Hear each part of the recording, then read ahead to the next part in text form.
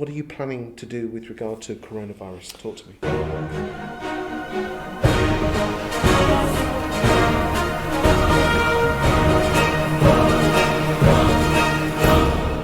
Yeah, gosh, isn't that a curveball that's hit us this year? I mean, the first thing to say is to sympathise with anyone that's suffering from the illness or worse.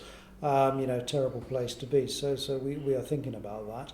But fundamentally, I've got a business to run, so I have to think about what happens in best and worst case scenarios here.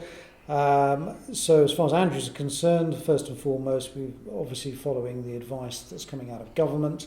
I'm following that on a daily basis.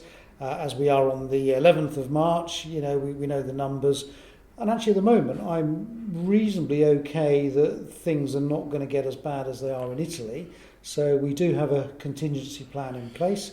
One of the great advantages as an unintended consequence is that we heavily invested in tech at the end of last year, so we now actually technically have a mobile workforce that can work from home, so that's great for us.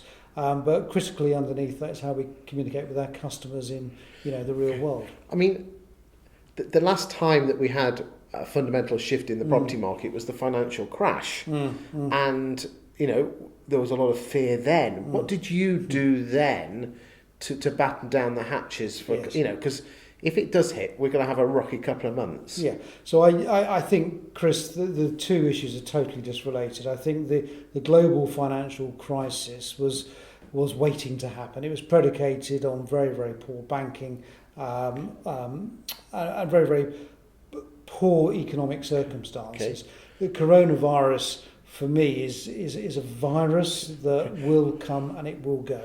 But the point I was trying to get across is that both are going to seriously affect the property market. I mean, in 2008, basically everything was put on ice for a couple of months. What did you do?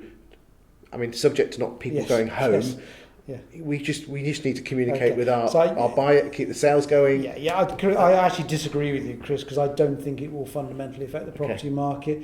I think it will have a freeze effect for a couple of months. Yes. And what's really interesting for me is that people that are properly motivated to buy, sell, rent, let will continue to do so.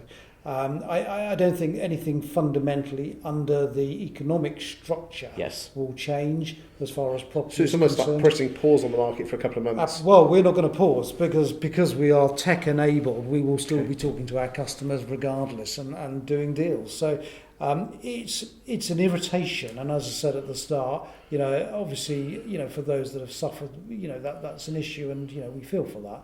But fundamentally, I've got a business to run.